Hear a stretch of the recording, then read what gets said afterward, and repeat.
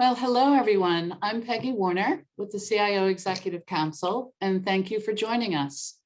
Today's leadership development session is Executive Presence, demonstrating your ability to show value in business terms. This is an interactive session, and we encourage you to keep your cameras on. We hope you'll join in the conversation by raising your hand with questions or even responding directly to Richard. You may also share comments or feedback via the chat box. And please note this session will be recorded to benefit those who can't be with us today. Now, I'd like to introduce our guest speaker for today's session, Richard Wiedenbeck, SVP and CIO at Ameritas Life Insurance Corp. Rich is an energetic leader with a track record of solid accomplishments in revenue generation, operational effectiveness, and created high-performance teams. He is the executive champion for Ameritas' transformation to becoming a digitally enabled and insight-driven company. He excels at getting people and organizations to achieve objectives, regardless of reporting structure. He is creative at solving problems and turning things around to deliver value to the company. He was inducted into the CIO Hall of Fame in 2020. Welcome, Rich. Thank you very much, Peggy. Welcome, everybody. It's a real pleasure to have a chance to kind of come in and do a session like this. I like the idea of interactive sessions. I think that really gets kind of that dialogue going that we all want to have.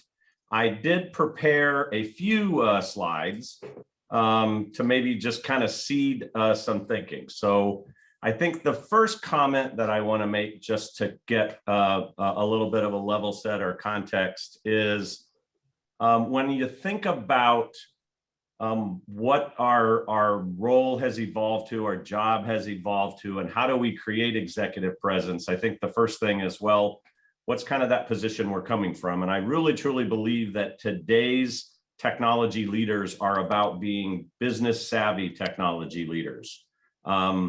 It's no longer really kind of acceptable for us to just be great technologists or technology people. We really have to be business savvy. So that first step of really getting to that executive presence is, are we speaking the language that business executives understand, that CEOs understand, that boards understand, that chief marketing officers understand, that heads of businesses understand? And so I think where I would kind of lead us on a couple of three things are, one, let's change the technology dialogue to an investment to value discussion, right? There is not a single piece of the technology landscape that really is an investment. Even I would argue in the run side of the coin, that is an investment that we make in order to make sure that the business can run, that transactions can occur, that customers can be serviced, that whatever that comes out to. I think the other piece of the pie is to change the view of the initiatives to what I would say outcome-based, right? I love to have this phrase where I say there is no such thing as a technology project or a technology initiative. They are all initiatives to achieve an outcome with a resource profile to get that outcome achieved. And the resource profile has to include everything you need. All the people, not just the IT people, the business people, the contractor people, whatever you need has to be the people, the technology, the funding, whatever that takes to achieve that outcome. If you change the view of the initiatives to that outcome based, it makes it a lot easier to then have these dialogues, even at an initiative level, on investment to value. And then I love to say, go crack out your MBA book and use as many MBA-isms as you can. You will find I use them all over the place. Sit in the room and say, look, technology is about making well-informed, thoughtful, and purposeful decisions, balancing cost, risk, value. So I throw those three out. What I'd really love to get is maybe just a little bit of your thinking on those. So what questions does that pop for you? What jumps off as different? Is this, hey, this is 100% aligned exactly where our brains are? Hey, Rich, that's an awesome thing to say, but reality looks a whole lot different. So love to get a sense of maybe just on this first piece, anything that's jumping out to you as a question that this type of a frame would bring to mind. And then I have one more slide I want to use to kind of talk through us, but happy to maybe try to seed the interaction dialogue. And if you want to come on camera, come off mute and speak, or you want to throw it in chat, please feel free to do that. I know we got a large group of people, but if you're all kind of in that technology space, I find technology people tend to not have a problem talking. So I'm going to pause, let some others kind of lean in. Hi, this is Sunil, and I think this makes a lot of sense because this level of discussions are always with the executives that are not too comfortable talking in the technology language, even though more and more senior executives are getting more savvy with the technology terminology. But I think at the end result is you can get more engagement and interest if we talk about the investments and value and the business outcomes. I think you get more attention from the execs.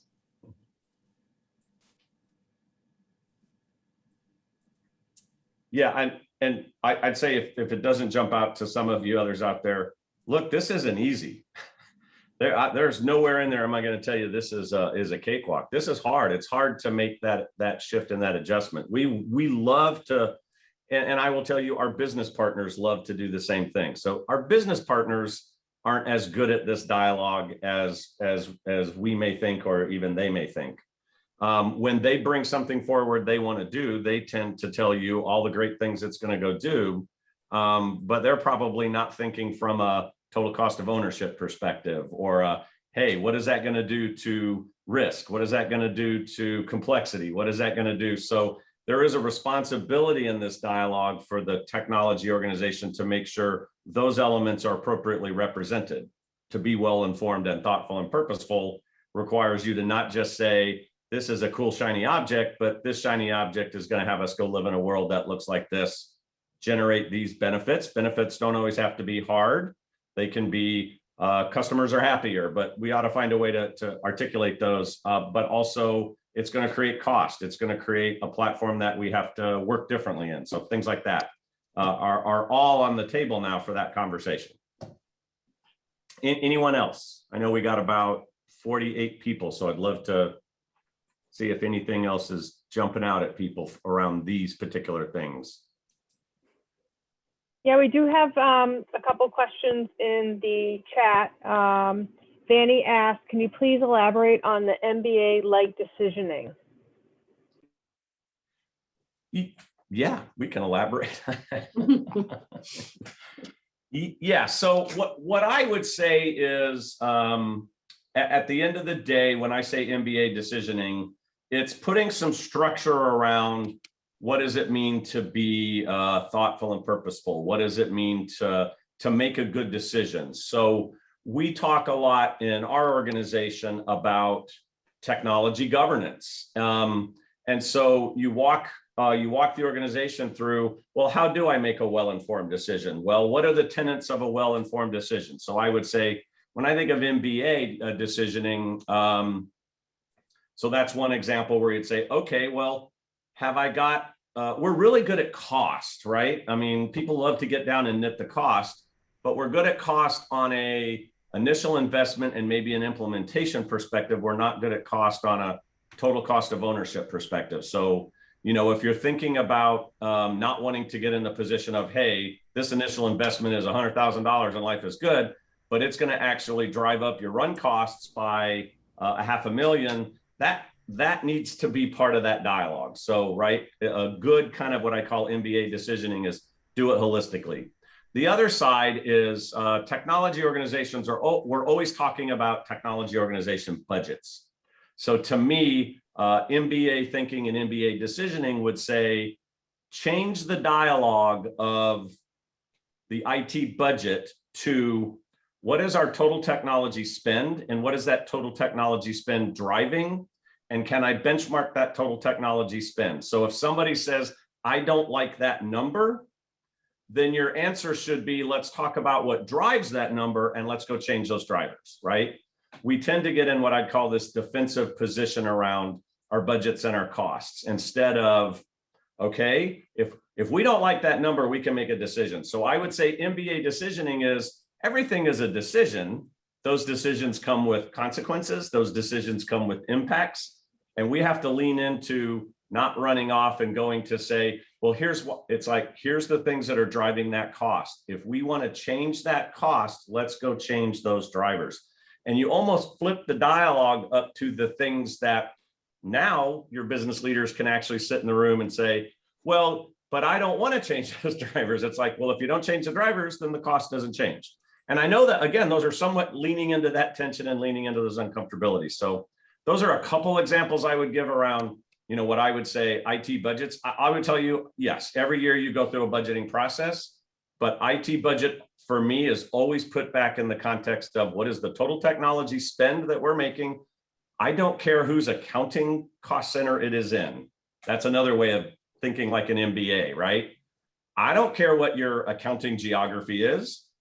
I care about what are we spending money on and what are we getting for the money that we're spending. And if we're not willing to have that dialogue, then quite frankly, we're just fighting about who controls the budget and who does that. And I know all those things are real, but I think when you push to that other dialogue, you start to force a conversation that actually makes your business colleagues get in the room with you and say, let's work this together, right? Because I'm not going to be able to solve it on my own. I have to solve it with you. If we're not going to change the things that are making that cost show up, then we have to go do it. Now you got to own your own piece of that. I'm going to go down and say, there are parts of the technology landscape that the org will always look at tech to take care of, you know, server storage, data communications, that type of stuff. You have to own that you truly are thinking about that in the same way, that you're just not pushing that dialogue up to them for business systems or productivity tools or things like that, that you really are showing that you think about your parts of it as well. So hopefully that helps, right? Yeah, thank you, Richard. That was helpful.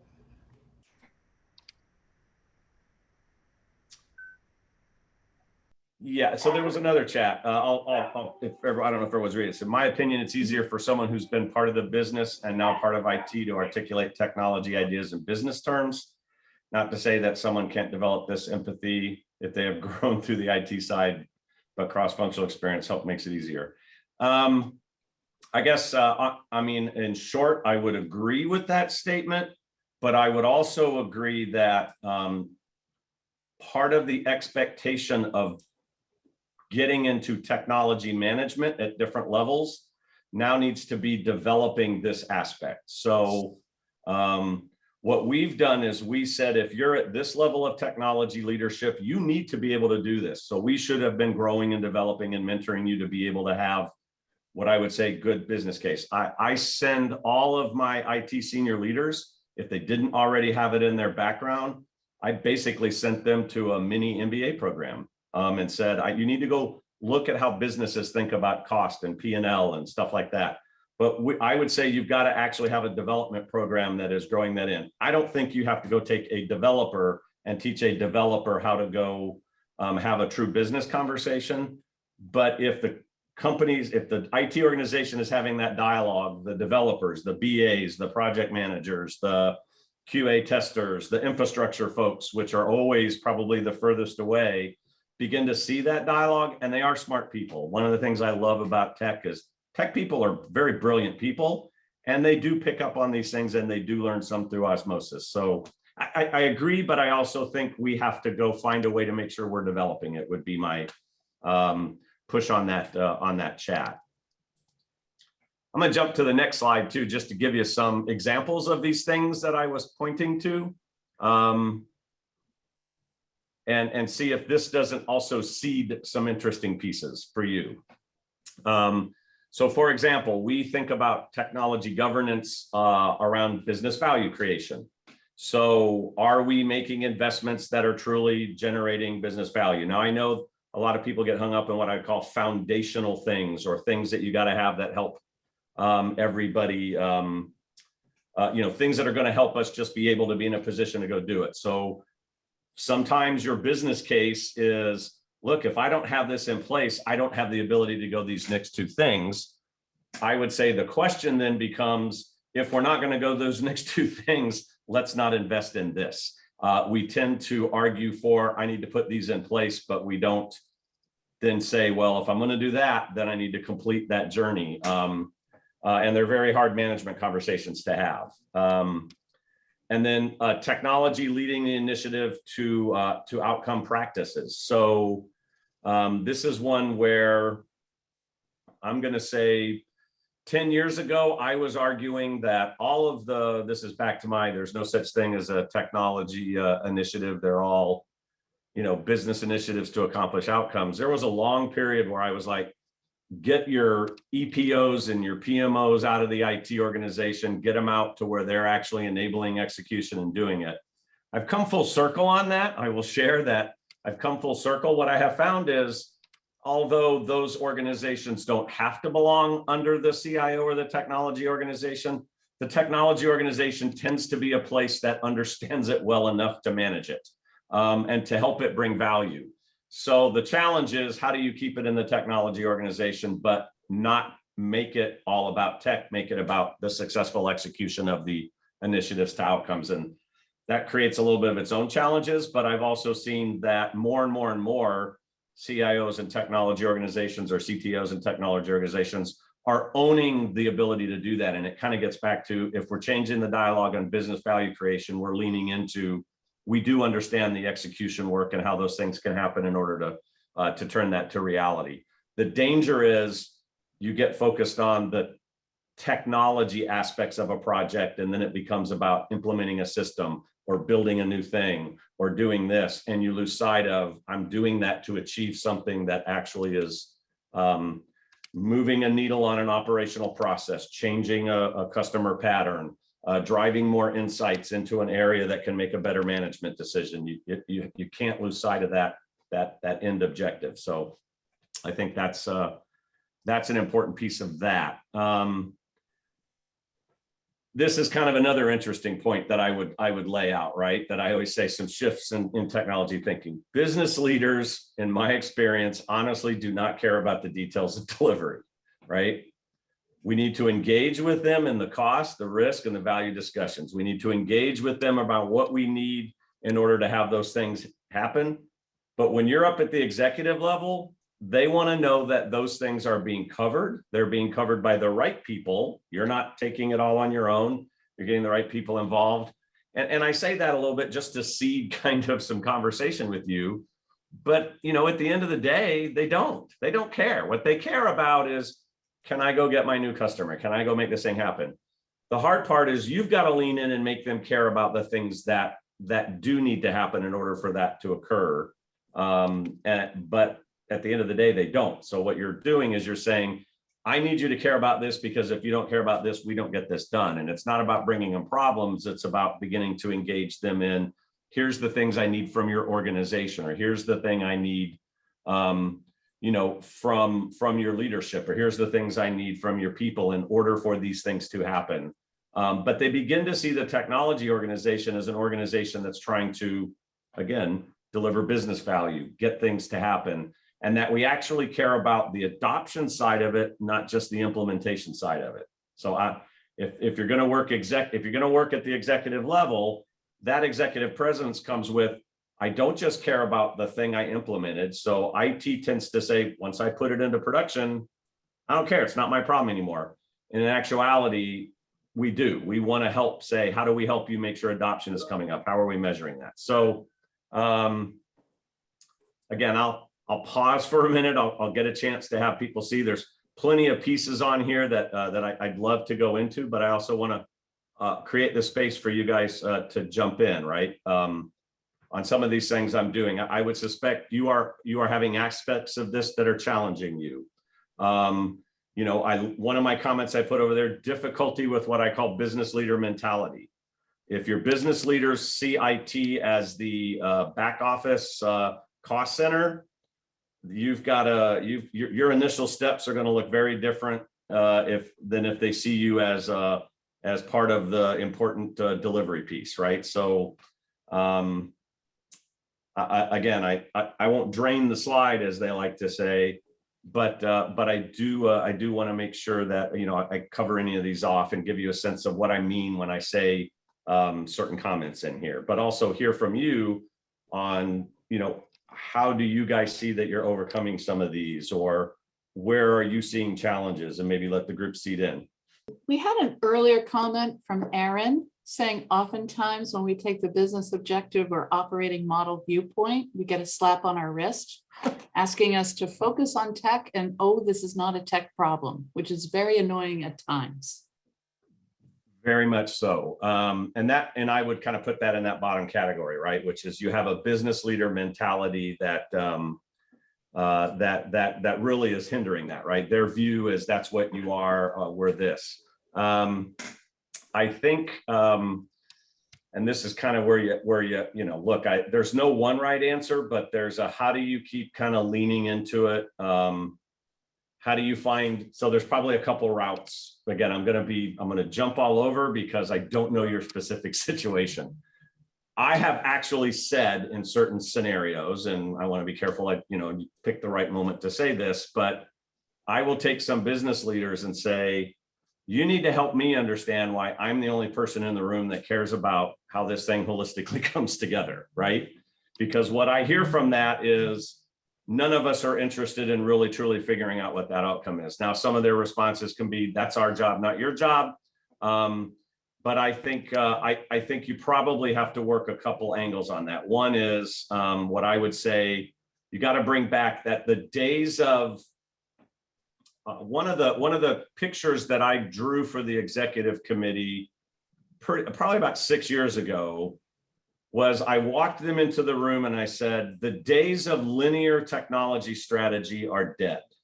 So this idea that I build a business strategy, I go to a business direction, the business direction informs my technology strategy, the technology strategy informs my technology direction.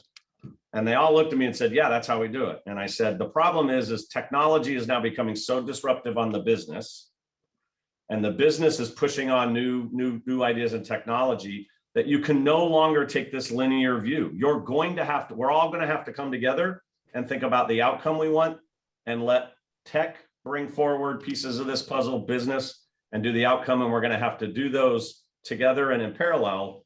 And again, this is about that mental model change that you've got to create, because until they understand that you're not going to move forward until you start looking at it differently. And I agree. Look, none of this is an overnight job. It is some of it. There's a level of resilience that you have to have. There's a level of thick skin you have to develop. And then I would say, find a leader that doesn't think that way and go use that as your use case, right? So that's another angle. I mean, I have the benefit of having multiple lines of business and multiple kind of places that I can go partner. So, if I can find one pocket and go show that, that becomes the poster child. And when the next person says, well, why is it working over there? You now have the opportunity to walk in and go through and do that. But I agree, that's a tough one. That's a really hard one, because if your business leaders don't see it, it's going to be hard. Another tack, which I put down here, is what I would co-create thought leadership with them, right? So I know they go, hey, that's you and you're the tech, but take a consulting approach. What if I could show you, so you got to lean into their business. What if I could show you a way to streamline an operation, take, 25 basis points out of your cost, right? And improve your customer experience. Are you interested in that conversation? So consultants do that all day long. I would say, take that approach, learn from the consulting industry. Why is the consulting industry getting their ear and you're not? Use some of those techniques. Walk in the door and say, if I could show you how I could do that, are you interested in that conversation? I don't know a single business leader that if you tell them I can't take 10% of your cost out, streamline your operation, improve your customers, is going to say, I'm not interested in that discussion with you. They may not do it, but I find it rare that they would not be interested in that conversation.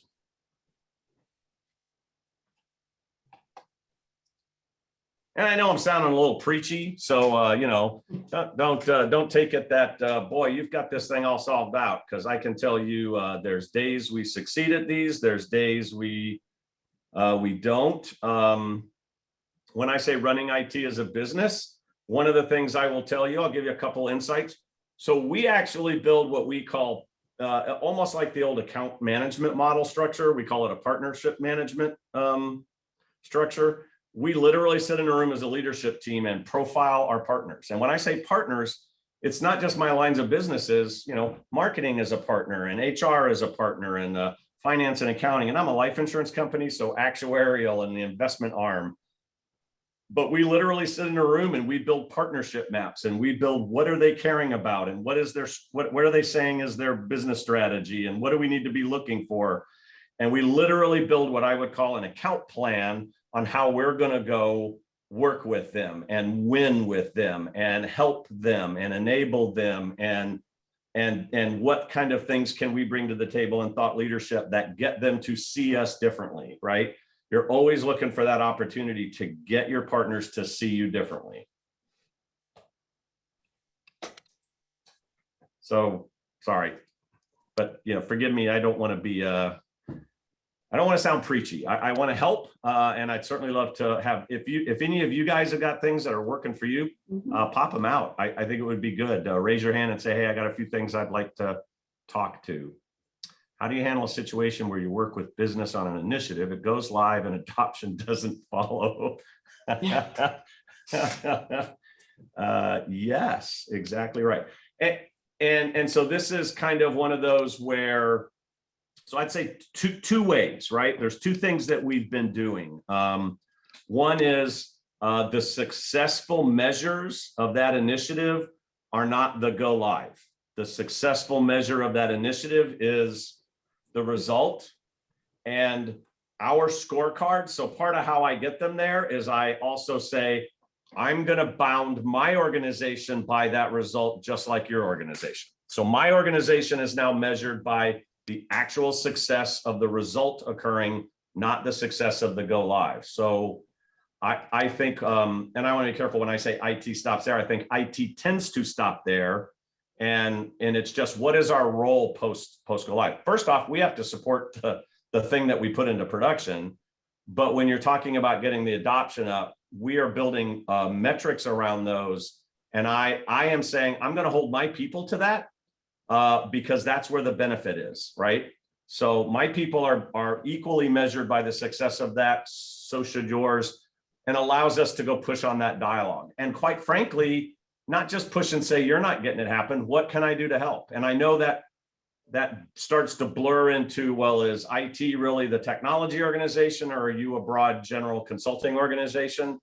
You've always got to figure out how far you lean into that. But we actually spend time saying, look, we had the people that help you thought through what the right process was to begin with. Those people might be able to go help you think through, why aren't we getting adoption? And who else do we go get involved on that? So one of them is getting everybody to agree we're all going to get measured by that result, which gives you a right. And when I say measured, I mean measured and bonused. So my technology organization and leaders are bonused by whether we achieved the business benefit, not whether we put it in production, right? We get a big star for putting it in production and putting the right thing in production, but we have measures past that say it didn't happen. So, and that's a great way for those business leaders to see you as a business executive, because now you're saying, I care enough about that end objective for us that I'm gonna do it. I'll tell you what it also creates is it also creates the opportunity for you to challenge up front whether you should be doing it. Because you're saying, look, we're all going to live and die by this thing. So if this thing really isn't something that's going to yield this benefit, maybe we shouldn't go set ourselves up for failure in these back-end measures. So if you think about it, you start to hang those things together, it actually opens the door for you to challenge some stuff up front that you can clearly see, guys, this is not going to yield that result, right? And why would we want to go down that journey where we're both gonna not like the answer? And I don't want that to turn into, I can't fast fail, I can't learn. But you also don't want to throw millions of dollars at something that isn't going to ultimately yield anything either, right? So again, this is I love this topic because this topic is hard. And there is no perfect answer, but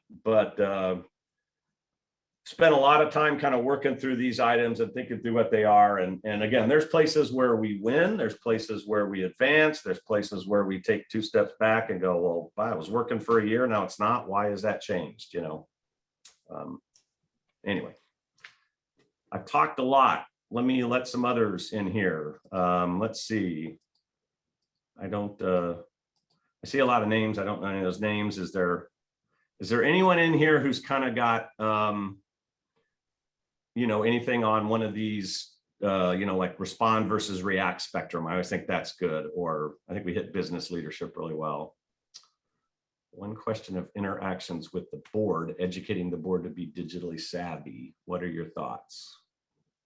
Yes, boards are also an interesting interaction point. And my first thought would be the dialogue with the board is one, predominantly, this is again, Rich Wiedenbeck's opinion and view. So number one, the dialogue with the board is whatever the CEO wants the dialogue with the board to be. Number two, you want to say, how do I make them smarter, but how do I not put them in a position where they feel like they have to become management?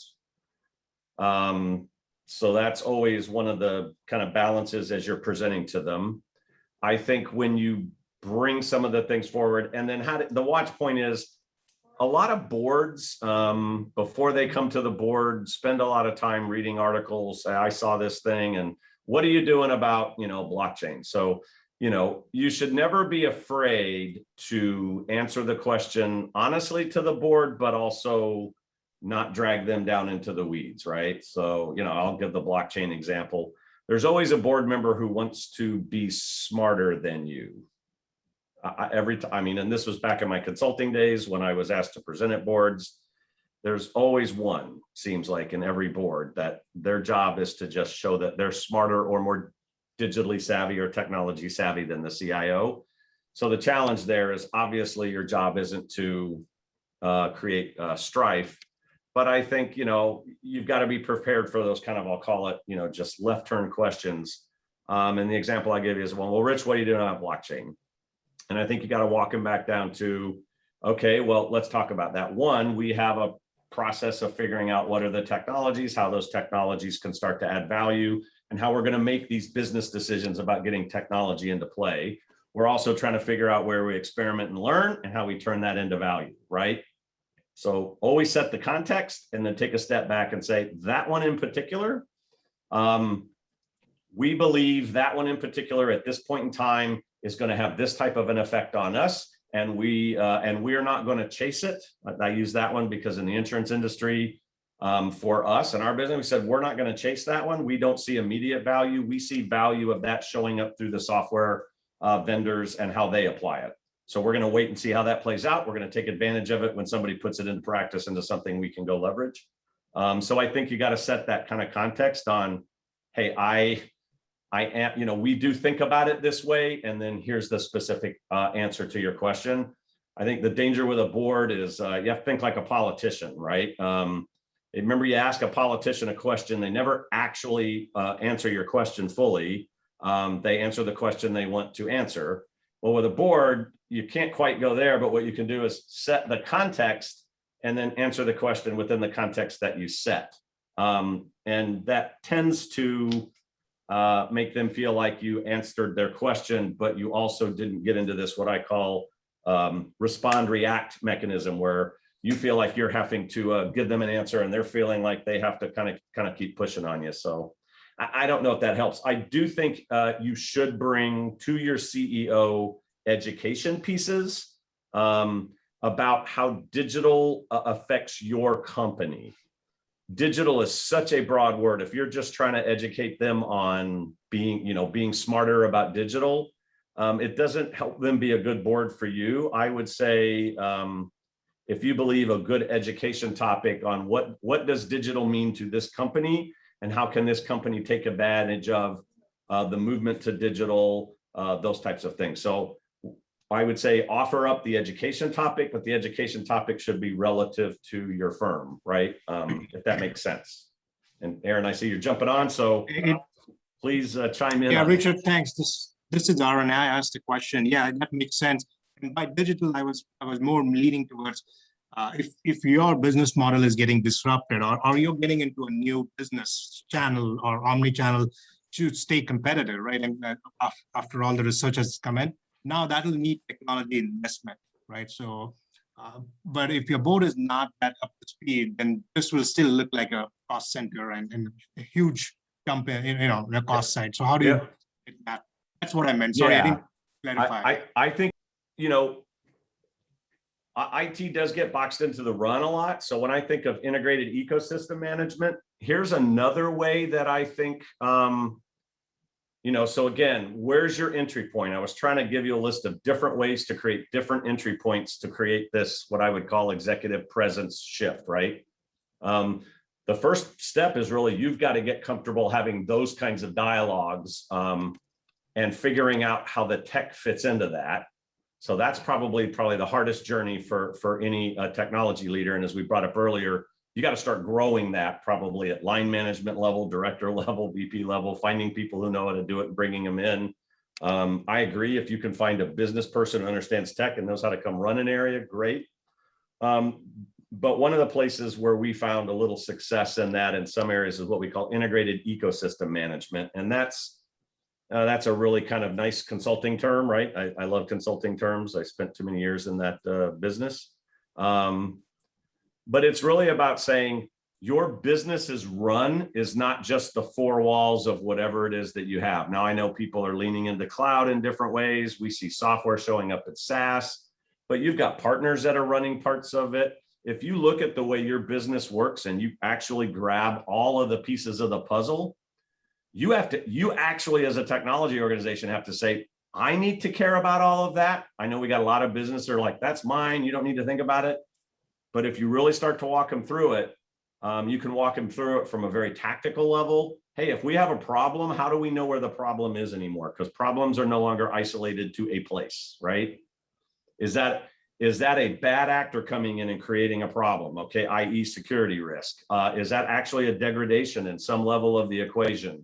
Don't know. Is that a communications issue? Is that an actual transaction issue? Is that this system not talking to? I mean, there's a million things something could go wrong, and you got to tell them, look, if we don't understand how the whole thing works, our ability to just even deal with incidences degradates really fast, right? And it's going to take us longer to get your business back to running when something happens that we're unfamiliar with. So at the lowest level, it's about making sure you can, maintain a good business run.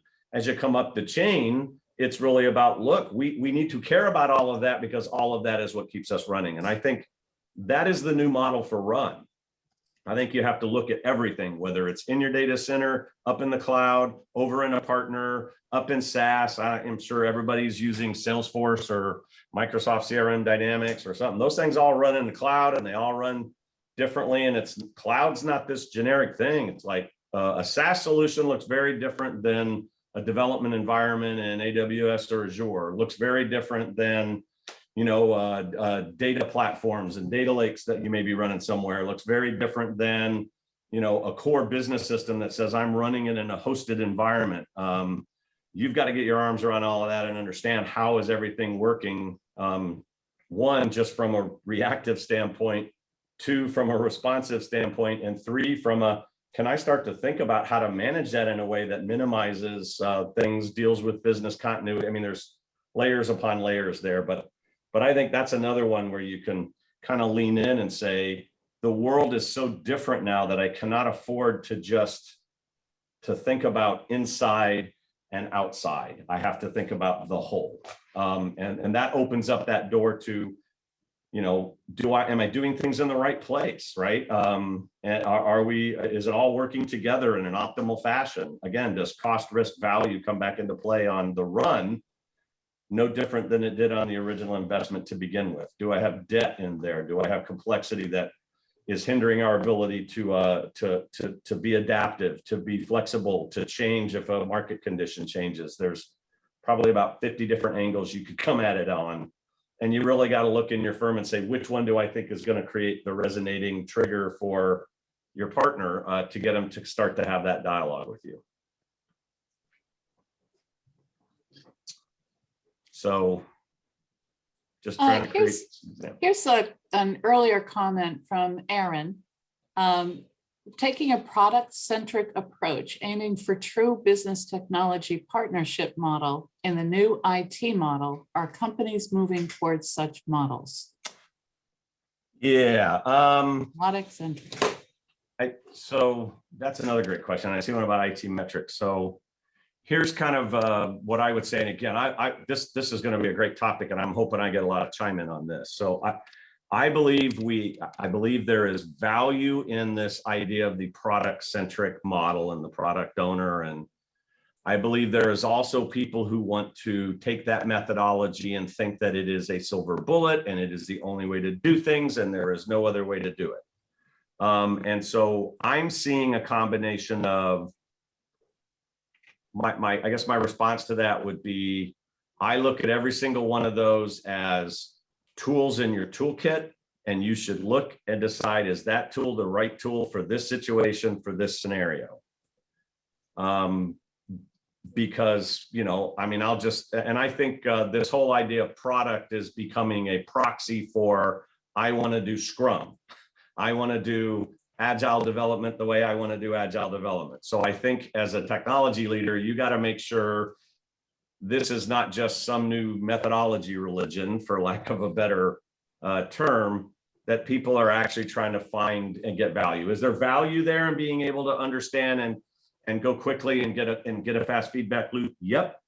But you can do that in a traditional project construct too. And I love to use great examples. It's like, if I looked at you and said, you've got 5 data centers and you're going to consolidate them into one data center to get an economy of scale and a better cost per unit across your spectrum and more flexibility, would you use Agile to do that? Or would you use a data consolidation strategy to do that? That's probably a very long dialogue with a lot to unpack. I think there's value in doing that. Where I see IT and a lot of orgs leaning into that is around, one, if you're in consumer products, it's a very familiar model. If you're in non-consumer products, it's more of an unfamiliar model. And people are turning that into proxies for just a new project manager, a new sponsor, a new, and a different way of delivering. And my coaching is, go figure out what works and what doesn't. Choose the way in which you want to get from A to B that you believe is the right way to get from A to B. And maybe what we've been working on is, how do I build a decision framework that helps somebody decide, so that we're not just picking a methodology and it's perfect. Does that make sense? IT managed priorities across the organization. Twofold. We do use what I would call decision criteria. We bring the enterprise portfolio forward. That enterprise portfolio has sub-portfolios, but we have a group that meets monthly, made up of business and IT executives who actually look at the criteria. We drive a lot of business case rigor on them, but it's not always about, does it hit the hard numbers like sales or cost? Is it giving us the foundation we want? Is it taking us to the future we want? Does it give us those things?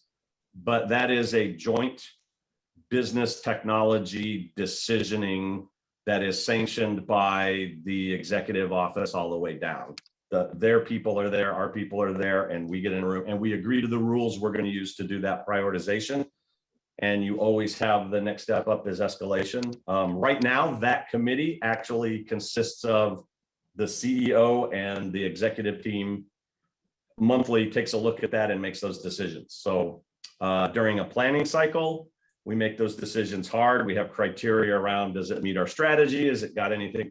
We got a lot of criteria for how you drop it in for each year, but that is done as a joint IT. And I would say, to the degree that you can get a process like that in place, it's always better, because everybody feels like they have a vote, their vote matters, but you've got a basis for how you're making decisions that everybody agrees to as well. Here's kind of the criteria we're going to use. And people love those processes when they're applied to others. They don't like those processes when they're applied to themselves. But what that tells you is everybody just says, well, I love that process, but don't make it apply to me because I don't actually want to live by those rules. And I would argue that's a management problem, not a process problem. So I have one of my MBA-isms is you can't build a process to solve a management problem. You actually have to go solve the management problem. That's probably a topic for another day. All right, what was the other one? Metrics. I don't know if I'm closing up on time. IT metrics in line with the ability to build and present business case for compelling tech investments. Expectations provide IT metrics for all senior insurance. Yep, I would say, yeah, how frequent towards business outcomes, how frequent, and any good templates. I would say we've got templates. They're always in evolution. I'm always surprised at how you think you've built the perfect business case template, and you're always going to morph it. So what we've decided is a guideline. Here's a guideline for a good business case. We do have some structures for how to do that, but there is always what we would call, management discretion.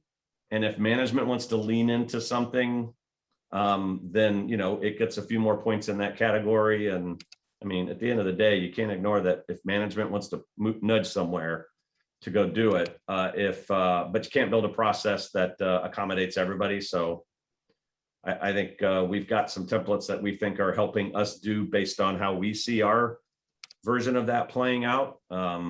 And I do have IT metrics and a dashboard that I would say is more about the investment to value, more about, I don't publish, we have them, but to me, they're inside IT operational metrics. I don't publish to my partners, anything we're doing around capacity management or, service kind of metrics under the covers that we think are just helping us run IT good. I show them that we have those and that we are using those to effectively manage risk, operations or whatever. But in the end, they just want to know that you got something that's helping you manage, not the dashboard that you give them. The dashboard you give them is the value dashboards. I don't know if I'm asking the question. I think that's another one that you could probably devote an entire session to, good IT metrics. Great dialogue. Hey, I'm also, I think my contact information is probably available through somebody in CEC. I mean, I'm happy if there's someone who says, hey, I'm working on this thing. Do you have something you're using? I think there's always something that you could share, right? Here's the thing. You're going to have to morph it and make it work for you. I'm not sure there's these perfect kind of templates, but I'm always willing to say, look, this is what we're using. It's working for us. If there's 2 things in there you can get value out of to go build a version for you, hats off, right? I think that's always something that's good to have. Yeah, so if anyone wants to get in touch with Richard, just contact one of us at the council and we can set that up for you. It's not a problem at all. Yeah, this is Aaron here again. Richard, thanks a lot. I mean, we appreciate the candid dialogue and the interactive nature of this. It kind of opened up a lot of thoughts, and probably we'll follow up.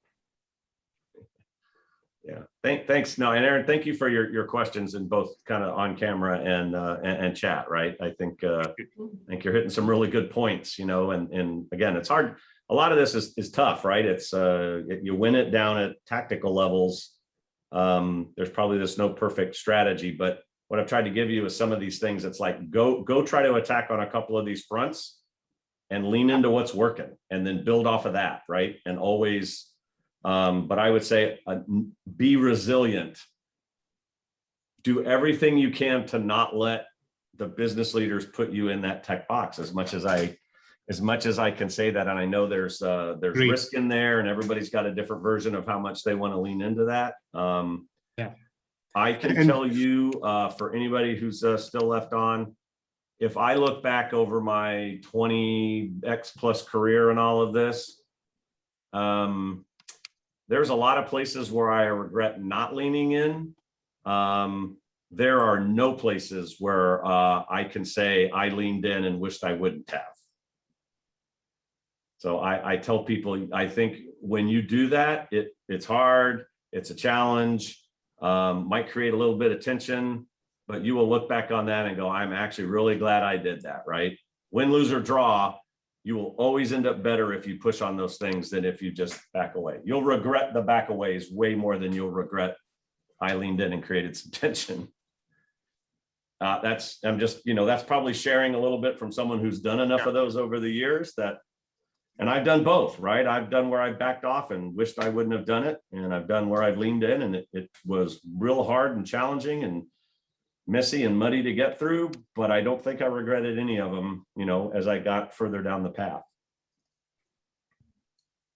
Yeah, and Richard, I agree. I run the office of CIO for my global CIO, and we lean on our cross-functional VPs on marketing, sales, operations a lot, for sometimes voicing our ideas too. So, they champion it, but we support them and they come to us, right? So it's interesting. And I think that's dynamics changing with the business partner model, that they are bringing us in earlier on in the game for making decisions, right? Especially when we are getting into new market, like direct to consumer, right? So technology plays a driving role rather than just following role, right? So. Yeah, and it's interesting how our conversation about executive presence starts molding very rapidly down into how are we managing our relationships throughout the firm, right? Yeah. But that's where the rubber meets the road, right? And I think that's great that you're saying that. And to me, what you just pointed out is one of the measures that I would tell everybody to look for, right? You want a measure of success. It's when they start coming to you earlier and they start involving you earlier, you're winning, right? That's a positive movement, right? And we all know that, but when it actually starts to happen. The other one is when business people start echoing kind of some of your constructs. That's almost every one of my business leaders now say well-informed, thoughtful, and purposeful decision-making. Right. The seat of the table is so passe now that once you get it, what you do with it is important, right? Yeah. Right.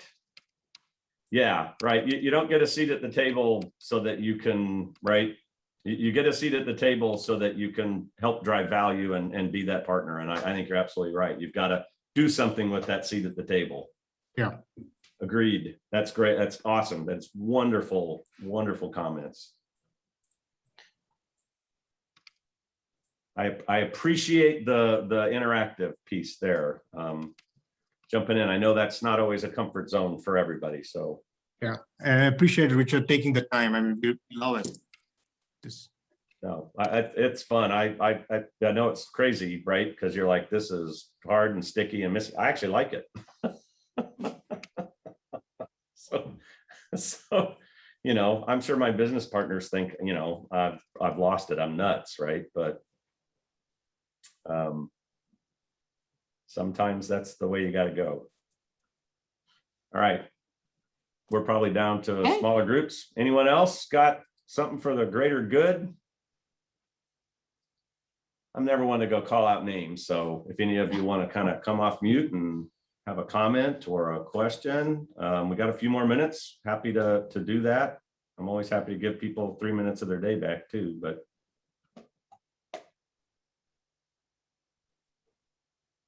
Absolutely. Yes. Reach out to me on LinkedIn. That's a great place to find me. Mm-hmm.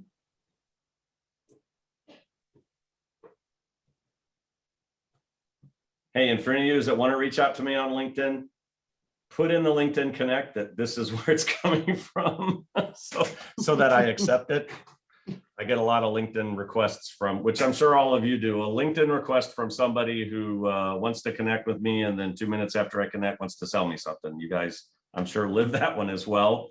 So I tend to be a little cautious initially on LinkedIn Connects. But if you put a note in there that said, hey, I was on your CEC WebEx, I'll pop that accept instantaneously, and not wanting to offend anybody. I'm trying to just keep the sales traffic down, which I'm sure all of you have similar experiences. All right, Lauren, Peggy, I will turn it back over to you. Well, that was a great discussion, and I want to thank Rich for hosting this dynamic conversation and everyone who participated today. The session recording and presentation will be made available via our member platform, usually within 24 to 48 hours. And I'd also like to invite all of you to join us for our next session, Insourcing Insights, making the best use of existing talent and technology assets on August 25th. This concludes today's session. And on behalf of the CIO Executive Council, thank you for joining us and see you next time. Thank you.